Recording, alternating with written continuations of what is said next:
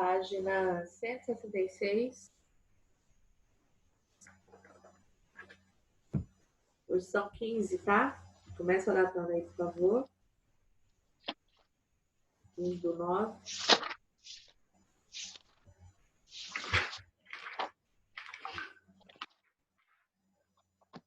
Tia, você pode repetir a página? É o livro de história e qual a página? 166 a 174.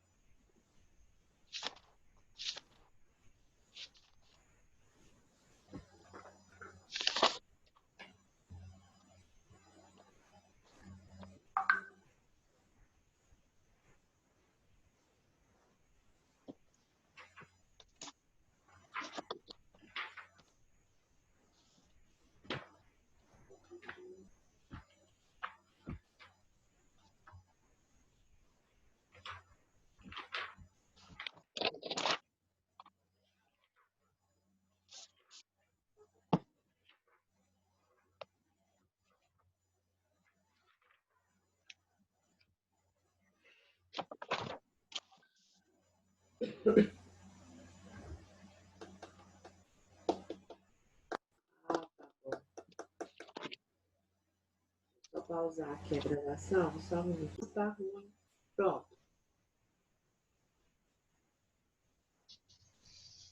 Entradas eram expedições patrocinadas pela coroa portuguesa, com o intuito de explorar o território e localizar matérias-primas e minérios.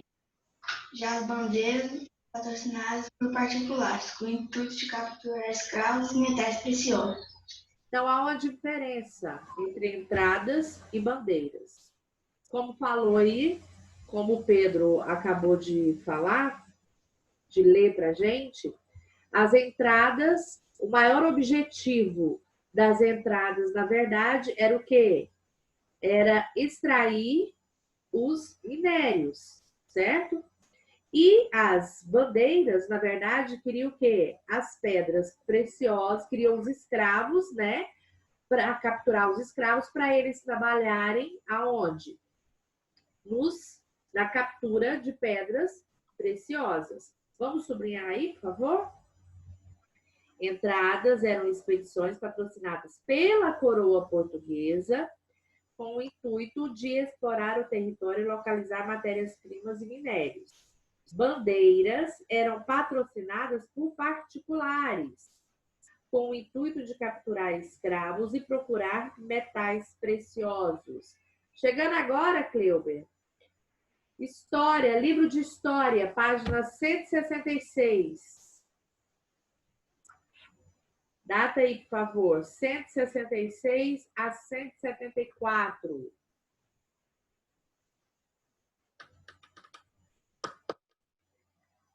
Aí dividiu aí os principais objetivos de um e de outro, das bandeiras e das entradas. Lê para mim aí, por favor, Maria Eduarda Souza, os objetivos das entradas. O que eles visavam? Bora aí, bem alto, tá? Explorar o território e fazer mapeamento. Abrir vias de transportes e fazer pesquisas mineiras. Tá, então fala aí, Matheus, para mim agora das bandeiras. O que eles visavam? Eles visavam capturar os indígenas, posteriormente vendidos como escravos, a procurar metais preciosos, a abrir vias de transporte, a quebrar a resistência dos indígenas que se recelaram e um dos negros que fugiam. Qual é? Fala aí para mim, o que eles tinham de comum? Qual era o objetivo em comum aí? Qual era o único objetivo que eles visavam em comum? Que foi Procurar minérios? Procurar pedra. Procurar transporte. Abrir vias de transporte. Isso mesmo. Isso mesmo. Agora vamos lá nas entradas. Vamos fixar aí nas entradas primeiro. A Vera está perdida. Quem está perdida, querida? Veridiana. O horário, né, Veridiana? Tem que entrar no horário, viu? A tia sempre fala isso para vocês. Página 176 do livro de História. Depois você data o restante, tá?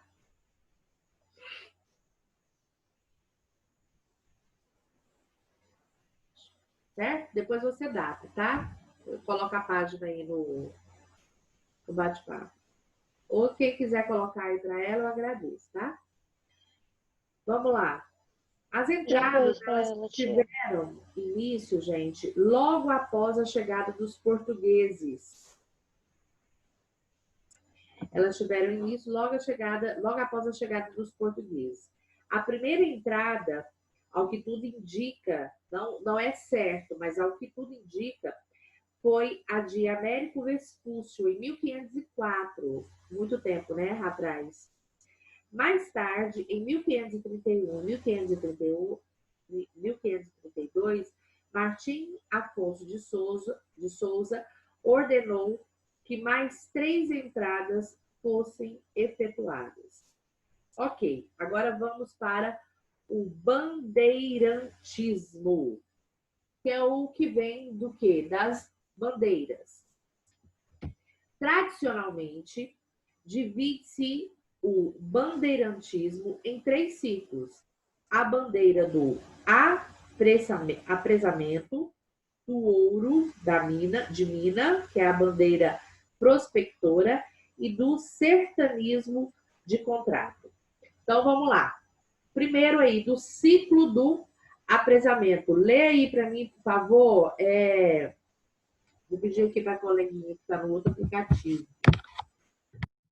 Manoel, lê aí para mim o ciclo do apresamento.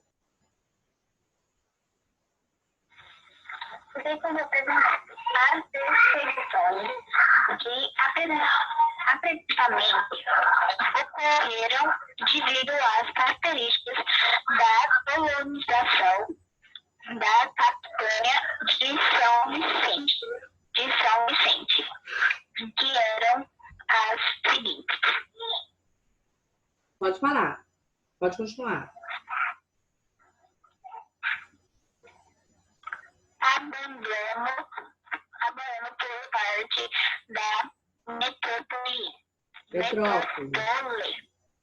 metrópole. Pequena propriedade, policultura, isolamento absoluto, Pobreza. Pode continuar? Não, só até aí. Então, presta atenção aqui, meninos. O que na verdade, falou aí para vocês? Falou que esse ciclo do apresamento, essas expedições de apresamento, teve algumas características e aconteceu na capitania de São Vicente. Quais foram as características dessas expedições? Houve abandono por parte da metrópole, pequena propriedade, a propriedade era pequena, policultura, um único tipo como que eu vou falar para vocês?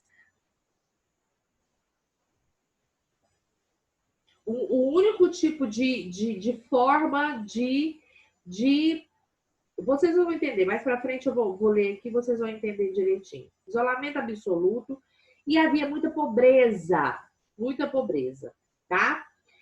Vinícius, lê para mim o restante, o próximo parágrafo. Os vicentinos, devido à impossibilidade de comprar escravos negros, recorriam à escravidão do indígena. Nessa fase inicial, quando visava abastecer o mercado local, o apressamento limitava-se à exploração dos estoques de indígenas próximos da capitania. Posso continuar? Pode. A situação mudou quando os holandeses ocuparam o Nordeste brasileiro e controlaram a costa africana, de onde vinham os escravizados. Nessa época, as regiões que não estavam sob o domínio deles necessitavam de braços para a lavoura. O fato de a caça aos indígenas ter chegado ao apogeu. Vamos agora para os ataques às missões. Mariana. Os jesuítas se uniram aos indígenas em missões, nas quais procuravam ensinar a religião cristã e usar a força de trabalho dos nativos das plantações do artesanato. Para os paulistas, a situação era difícil, pois os estoques de indígenas na faixa litorânea estavam esgotados. Os ataques e as missões estavam esgotados. Os ataques e as missões jesuítas, nos quais os indígenas estavam reunidos em grande número, foi a solução encontrada. Então, tá bom. Então, eles queriam, na verdade, atacar essas missões, mas eles queriam que, no caso, escravizar quem? Os indígenas, e queriam que os indígenas ajudassem em tudo isso, né? Só que haviam poucos indígenas, né? Então, o negócio ficou ruim para eles. Ataques a Guairá. Lê aí para mim. Pode ler, Veridiana? Em 1629, uma expedição organizada por Antônio Raposo Tavares e Emanuel Preto atacou Guairá, semeando a morte e a destruição. Milhares de indígenas foram levados como cativos para São Paulo. Diante dos diversos ataques, os jesuítas retiraram-se para Tapi e Itatim, no Uruguai. O panorama mudou quando os jesuítas obtiveram licença para armar os indígenas. Os bandeirantes paulistas, nas incursões que fizeram, sofreram humilhantes derrotas. Sublinha aí para mim, por favor, essa parte que é bem interessante. O panorama mudou quando os jesuítas obtiveram licença para armar os indígenas. Olha o tanto que os jesuítas queriam mudar a cultura dos indígenas. Quando chegaram aqui, os indígenas, eles não tinham arma de fogo, que eu estou falando no caso. Claro que eles faziam arma, flecha, né, deles, mas arma de fogo não tinha. Então, eles já abriram a permissão, correram atrás de permissão para armar até os indígenas. Eles queriam mudar a religião dos indígenas, queriam mudar a cultura dos indígenas. Os indígenas sofreram também, morreram, e ainda armaram eles para ajudar em ataques, né? Ajudar em missões. Vamos continuar aí. Agora, ataques a Itatim. Lê aí para mim, por favor. Vamos ver quem que vai ler para a tia. Quem quer ler aí? À disposição. Eu. Matheus? Lê aí, Matheus. Por favor. Ataques em Itatim? Itatim. Ataques a Itatim. Em 1648, Raposo Tavares arrasou as reduções de Itatim. Seu auxiliar André de Fernandes fez o mesmo com as missões de Serra de Maracaju. Após a vitória, Raposo Tavares realizou o seu périplo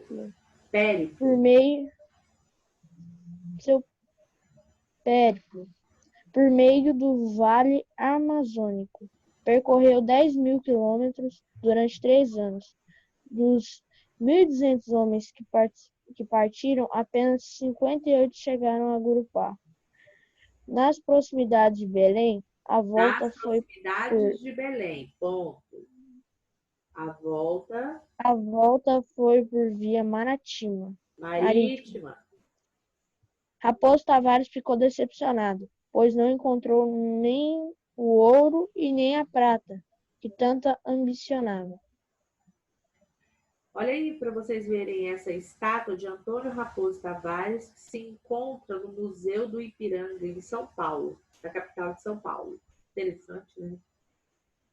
Bonitão ele, né? As roupas que eles usavam, imagina no calor.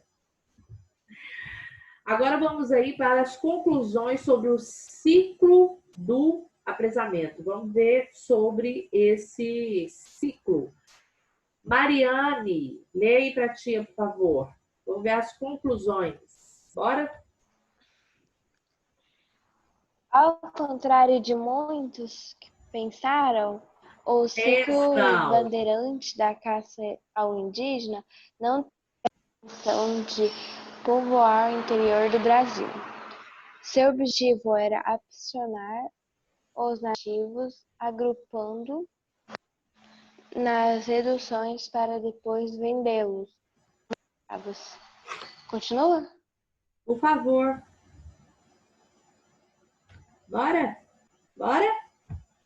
A decadência dos aprisionamentos de indígenas deu-se ao restabelecimento do domínio português sobre o Nordeste e Angola, o que possibilitou a normalização do tráfico de pessoas escravizadas. Daí o filho da procura da mão de obra indígena. Então, eu vou voltar um pouquinho para vocês entenderem, para vocês sublinharem aí. O ciclo, sublinhei a partir da onde eu vou falar. O ciclo bandeirante da caça ao indígena não teve a intenção de povoar o interior do Brasil. Seu objetivo era aprisionar os nativos agrupados nas reduções, para depois vendê-los como escravos. Ok? Agora vamos falar sobre o sertanismo de contrato. Sublinha aí, por favor. Denomina-se sertanismo de contrato a ação dos bandeirantes contratados por particulares, ou mesmo pelas autoridades coloniais, para combater os indígenas ou destruir quilombos. Bem bonzinhos, né? Matar os indígenas era a intenção deles. E os quilombos? Em troca de terras ou pagamento, os bandeirantes lançavam-se com muita coragem para empreender as mais difíceis tarefas. A destruição do Quilombo dos Palmares pelo paulista Domingos Jorge Velho e o aniquilamento da Confederação dos Cariris, realizado por vários sertanistas, notadamente o pernambucano Bernardo Vieira de Melo, são as duas realizações mais importantes do chamado sertanismo de contrato. Bonzinho eles, né? Queriam matar os indígenas. Bem bonzinhos. Acho assim que eles fizeram muita coisa boa, né? Agora vamos falar sobre o ciclo do ouro de Minas. No segundo, olha só, nós falamos, se vocês voltarem aí, quando eu citei para vocês lá na página 166, eu falei sobre o bandeirantismo, certo? E eu falei que eram 3 ciclos, beleza? A bandeira do apresamento, que a gente já falou. Agora, falei do sertanismo de contrato, acabei de falar que é bem pequenininho, a gente acabou de sublinhar. E agora eu vou falar do ouro de Minas, que é a terceira e última, tá? Na segunda metade do século XVII, com o declínio do ciclo do aprisionamento de indígenas, os bandeirantes intensificaram as buscas à procura de ouro e de pedras preciosas. Então, olha só. Como houve um declínio, né, como houve praticamente uma... Como que eu vou falar para vocês? Como a procura de indígenas caiu muito, né? O que aconteceu? O que os bandeirantes resolveram investir? Eles resolveram investir mais na procura de ouro e de pedras preciosas. Por isso que se chama Ciclo do Ouro de Minas, tá? Teve o Bartolomeu Bueno da Silva, Fernão Dias Paz, Bartolomeu Bueno de Siqueira, Antônio Dias Dorno, Manuel Borba Gato, Pascoal Moreira Cabral. Esses foram os grandes desbravadores, né, dos ouros. Eles que descobriram muitas como é que eu vou falar? Jazidas, tipos de ouro em algumas regiões, principalmente aqui no estado de Goiás. O Bartolomeu Bueno da Silva descobriu ouro na região de Goiás, por exemplo. Fernão Dias Paz, apesar de não encontrar as tão sonhadas esmeraldas, sua expedição foi importantíssima pelos caminhos que abriu aos pesquisadores seguintes.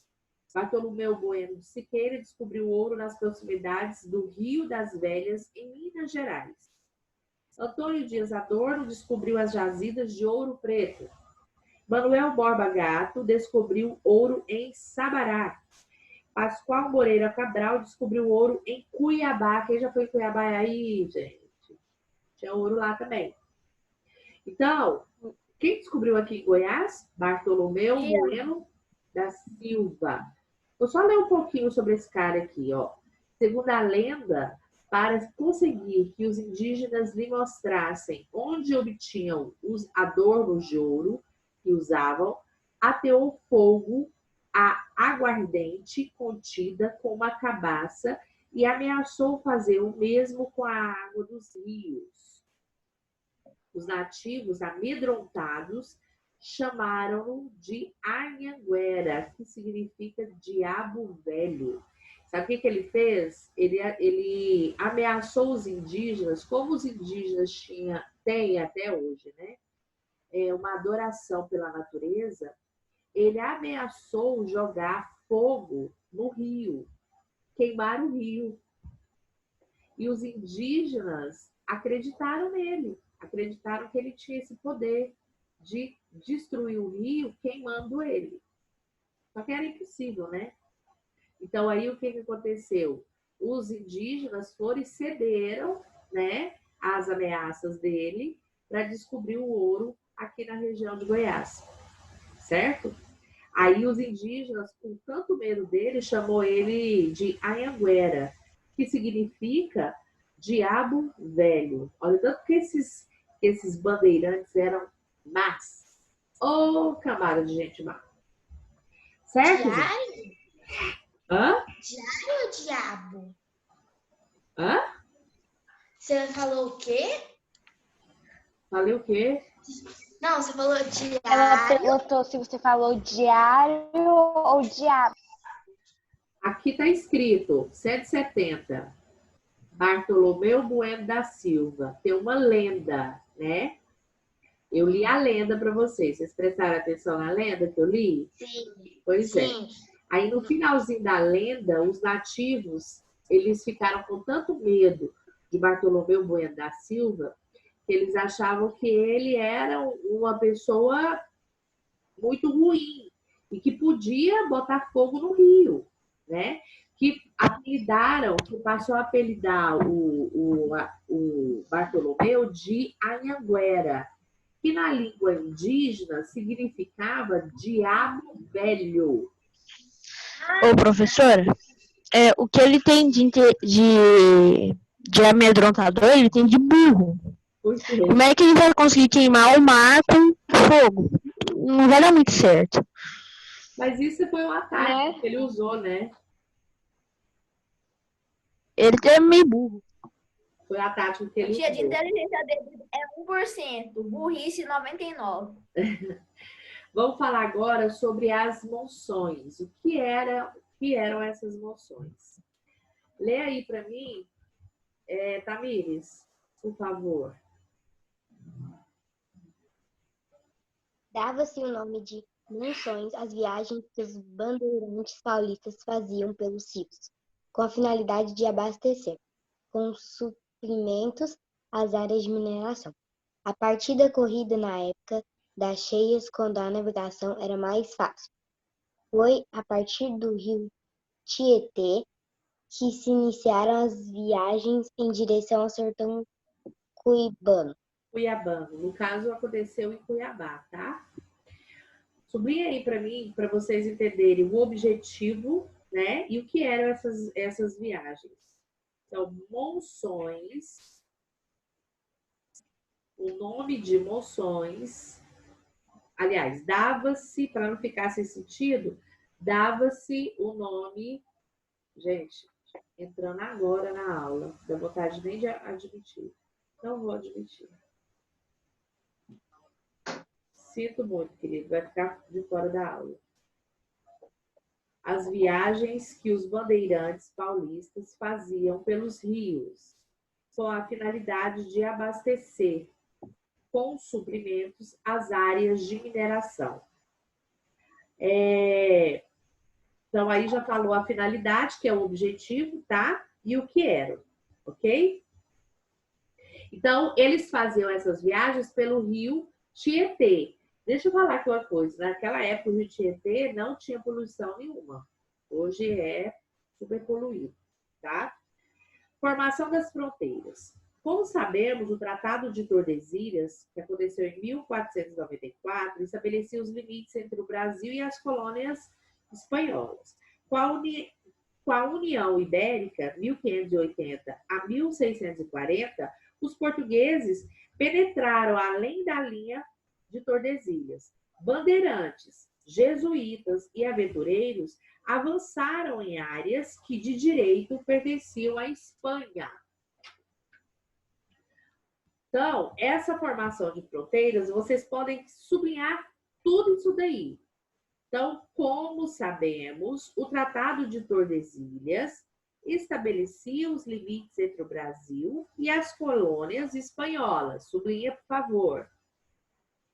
Com a União Ibérica, que aconteceu nos anos de 1580 a 1640, os portugueses penetraram, foram além dessa linha, tá? Foram além da linha de Tordesilhas. Bandeirantes, jesuítas e aventureiros, que é o que a gente acabou de falar, sobre o que a gente acabou de falar, avançaram em áreas que, de direito, pertenciam à Espanha. Aí, mais para frente, a gente vai ver o desenrolar. O que aconteceu depois que eles invadiram, né? Essas áreas que pertenciam à Espanha. A gente vai ver um pouquinho mais para frente. Certo? Então, vem cá na tia. Olha aqui para a tia, todo mundo. Alguém quer fazer algum questionamento sobre as entradas e as bandeiras, ou o bandeirantismo, os 3 ciclos do bandeirantismo? Alguém quer falar alguma coisa? Quer dar uma opinião? Quer falar alguma coisa? Quer perguntar, questionar? Quer acordar? Quer fazer alguma coisa? Não. Não. Não. Certo. Eu quero comer. Aprender não, só comer. Sim, porque comer é bom. É bom, é muito bom. É bom saber, né? Que a professora acorda cedo para ouvir isso. Pergunta se alguém quer falar alguma coisa, eu quero comer. Tia, comer é muito bom. Comer é vida. Mas aprender também é, bem. Senão você vai crescer sem saber nada. Não, história Você vai até que é legal. com nada na cabeça. História até que é legal, mas português... Certo, gente? Então presta atenção. Olha só. Nosso tempo está acabando. Bem raramente. Vocês vão fazer para mim, responder para mim, a página aí, 172 apenas, tá? só a 172, certo? Podem começar agora. Eu vou avisar aqui uma coisa para vocês, que é a última vez que eu vou avisar. Não é para deixar de mandar a foto para mim. Tem menino que nem manda, parece que eu falo com a parede. Faz a tarefa, caiu o tempo do Zoom? Caiu, mas é para você responder e mandar a foto da tarefa feita. Deu para entender? Fez, manda a foto, eu mando a correção, 5 minutos de descanso, senão eu não vou dar tempo nenhum para vocês. Eu já vou passar a correção e já vou chamar vocês de novo. Se não aparecer, é igual aqui, eu estava dando aula, o menino apareceu agora, no finalzinho da aula. Eu não deixei ele entrar na aula. Eu não vou deixar mais entrar atrasado na aula. Não vou, porque atrapalha os colegas, tá? Ah, professora, acordei atrasado e tal. Não, gente, tem horário, vocês sabem disso. Atrapalha você, você fica perdido e eu também. Entendeu?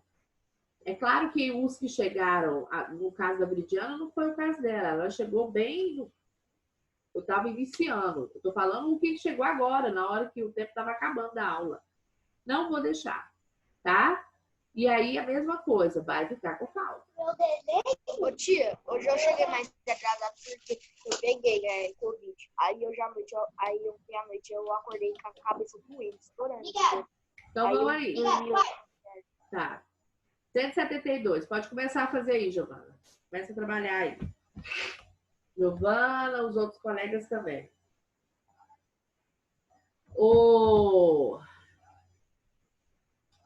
Ana Clara Gontijo, deixa eu te falar. Não esquece de levar sua prova não, viu? Porque eu vou buscar as avaliações, então vai ficar sem nota. Viu? É sério?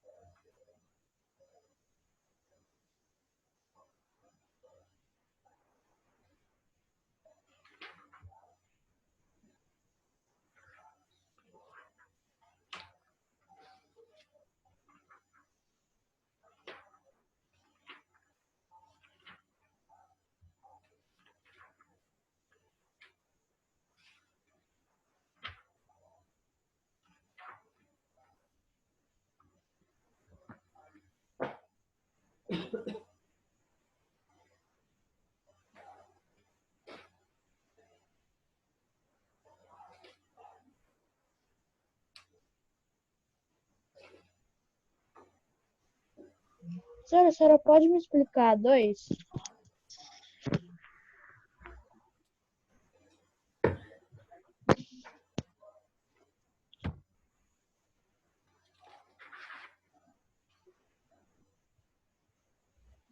Que visava as entradas. Tá lá prontinho para você no livro. Aqui. Tá os 2 quadros. Vai lá na 166. É só olhar no texto, Matheus. Tá vendo o quadro verde? Obrigada. Explorar os territórios e fazer o mapeamento, vírgula. Abrir vias de transporte e fazer pesquisas mineiras. Viu? Uhum.